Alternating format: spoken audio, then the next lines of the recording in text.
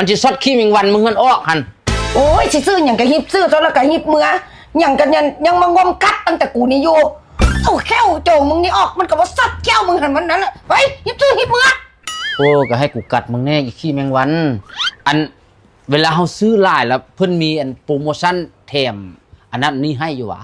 มีแท้ไอ้สำหรับใครที่มาซื้อเครื่องงานเฮาบ่ว่าจะเป็นเสื้อสำหรับสร้างดอกไฟกาต้มน้ำหม้อแดงและยังมีดอกไฟโซมาห้านพรวิไลการไฟฟ้าของพวกเขาบ่ผิดหวังแน่นอนโอ้ทึกใจค่อยขนาดเลยนี่เทื่อหน้าเฮามาห้านนี่อีกบอกพ่อลุงแม่ป้านะว่าวนะสาวเฮามาเอาห้านรถบ่ต้องไปบ่อนอื่นโอเคสิกะลัดเอาตามนั้นเลยขอบใจลูกค้าเด้อขอบใจไป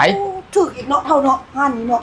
ห้านพรวิไลการไฟฟ้าจำหน่ายเครื่องใช้ไฟฟ้าและระบบไฟฟ้าครบวงจรบ่ว่าจะเป็นสุดสายไฟดอกไฟระบบไฟบ้านไฟอาคารไฟตะข่าย 0.4 และตะข่าย22กิโลโวลต์และอุปกรณ์สำหรับไฟฟ้าครบวงจรตอบสนองสินค้าสำหรับพี่น้องทั่วไปและทีมงานสร้างไฟฟ้าทั่วประเทศห้านพรวิไลการไฟฟ้าตั้งอยู่บ้านดอนนูนเมืองไซธานีนครหลวงเวียงจันทร์ใกล้กับสี่แยกไฟแดงดอนนูนบริการส่งฟรีทั่วนครหลวงเวียงจันทร์และฝากต่างแขวงทั่วประเทศเบอร์โทรติดต่อ